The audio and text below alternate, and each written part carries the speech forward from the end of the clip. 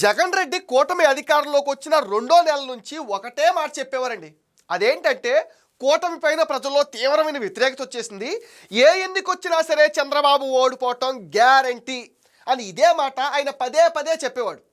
ఆ మాట నిజమేనని జగన్ రెడ్డి మాటలకు కొంతమంది పేటీఎం బ్యాచ్ రాజకీయ విశ్లేషకులు ఉంటారు కదా, వాళ్ళందరూ తెగడప్పు కొట్టేవారు.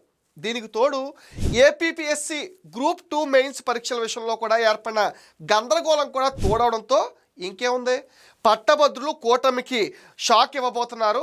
వాళ్ళు కూటమికి వ్యతిరేకంగా ఓటు వేస్తారని, కూటమి అభ్యర్థులు ఓడిపోవటం ఖాయమని వైసీపీ వాళ్ళు అయితే బ్లైండ్గా మైండ్లో ఫిక్స్ అయిపోయారు. కానీ ఇప్పుడు సీన్ కట్ చేస్తే ఎమ్మెల్సీ ఎన్నికల్లో కూటమి అభ్యర్థులు 65% పైగా ఓట్లతో ఘన విజయం సాధించడంతో ఈ వైసీపీ వాళ్ళకైతే నోళ్ళు మూతల పడ్డాయి. 2 చోట్ల వైసీపీ బలపరిచిన అభ్యర్థులను పట్టభద్రులు చాలా ఘోరాతి ఘోరంగా ఓడించి షాక్ ఇవ్వడంతో షాక్ అయిపోవటమే వైసీపీ వాళ్ళు వంతైపోయింది.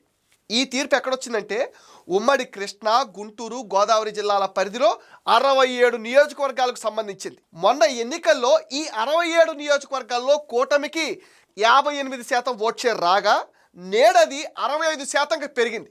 అంటే ఇది ఒక రకంగా రికార్డ్ అనే చెప్పాలి.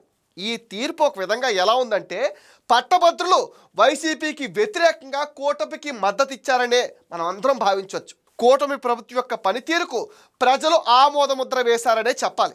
ఇప్పటికైనా జగన్ రెడ్డి అసత్య ఆరోపణలు చేస్తూ మళ్ళీ తాను అధికారంలోకి వచ్చేస్తున్నాననే భ్రమంలో బతకకుండా నేల మీదకు వస్తారని మనందరం ఆశిద్దాం.